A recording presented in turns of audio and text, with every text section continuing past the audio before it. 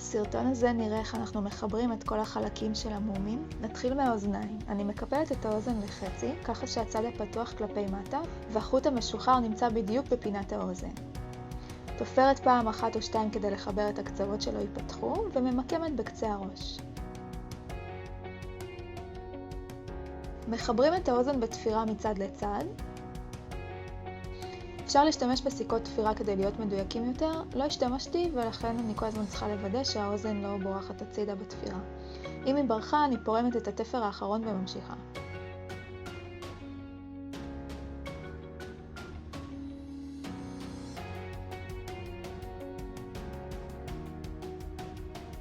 ולסיום עוד כמה תפרים גם בצד האחורי של האוזן. שם אני תופרת מלמעלה למטה. כשאני מרוצה מהתפירה והאוזן במקום, אני עושה קשר,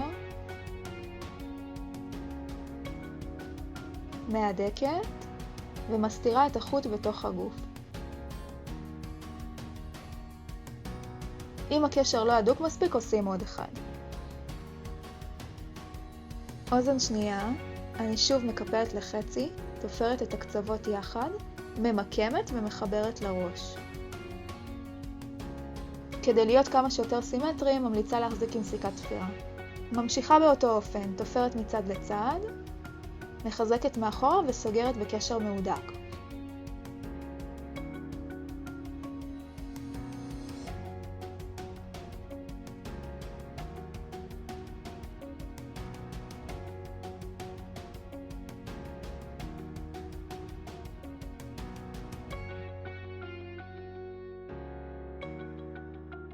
את החוט מסתירים בתוך המומין.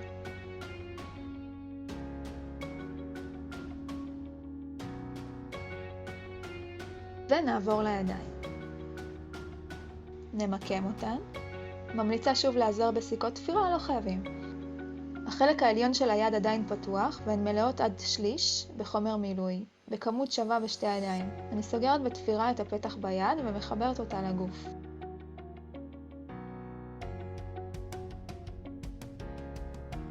הידיים ממוקמות קצת מתחת לצוואר, כלומר לא יוצאות מהקו של הצוואר עצמו, אלא כמה שורות מתחת.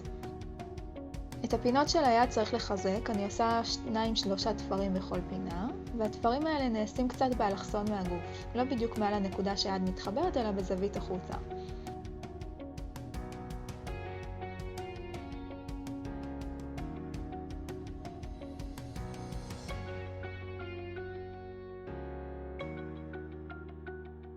גם פינה שנייה.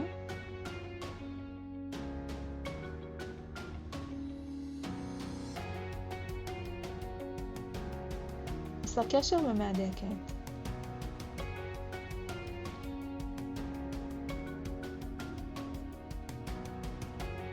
עכשיו אני עוברת לאזור בית השחי שלו, ושם עושה קשר נוסף, הידוק, ומסתירה את החוט.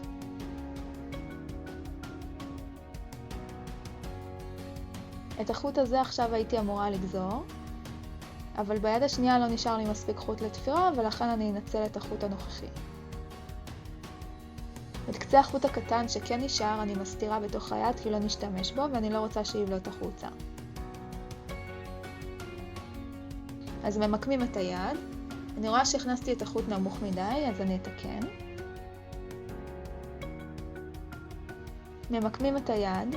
באופן אידיאלי הייתי צריכה לסגור גם אותה, אבל האילוץ של החוט הקצר מדי לא מאפשר לי את זה. בגלל שהיא לא סגורה, צריך להקפיד לתפור את שני הפתחים יחד ולא לפספס. סיימתי לחבר, עכשיו עוברת להידוק הפינות. שוב מגיעה עם המחט קצת באלכסון, מהדקת 2-3, ומוודאים שגם כשמרימים את היד היא מחוברת כמו שצריך.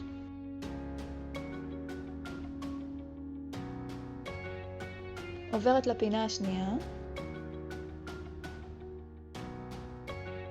מהדקת גם אותה 2-3. מעבירה את המחט לאזור בית השחי ועושה את הקשר.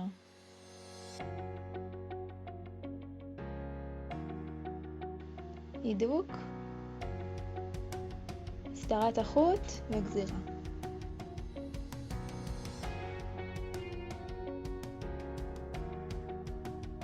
מצוין. נעבור לרגליים. ברגל כל האזור העגול מלא באקרילן, והחלק קצר ריק ושטוח. החוט שמשתלשל נמצא בפינת הרגל, סוגרת את הרגל בצורה יפה ומסודרת, ועכשיו נחבר אותה.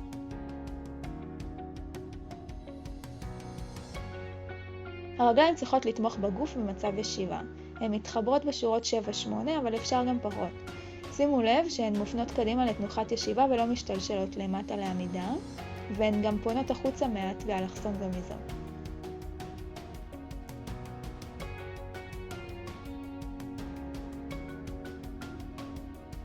סיימתי לחבר, אני מהדקת את הפינות של הרגל.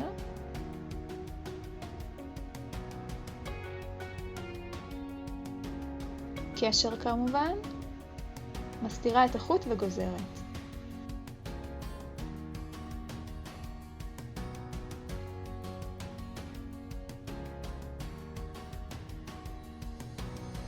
רגל שנייה, אותו דבר בדיוק, סוגרת את הפתח.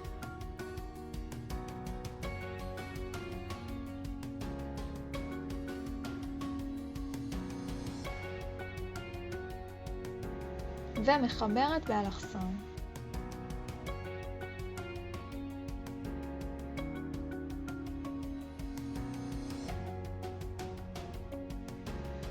וכרגיל נותנת דגש על הפינות, עושה קשר, הידוק ומסתירה את החוט.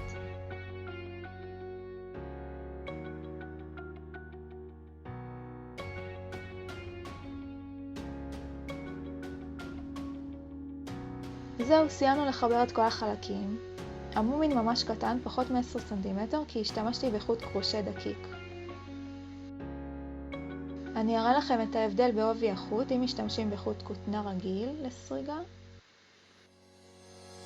יוצא מומין כזה כ-15 סנטימטר. זהו, סיימנו להיום, יש לכם מומין. ביי!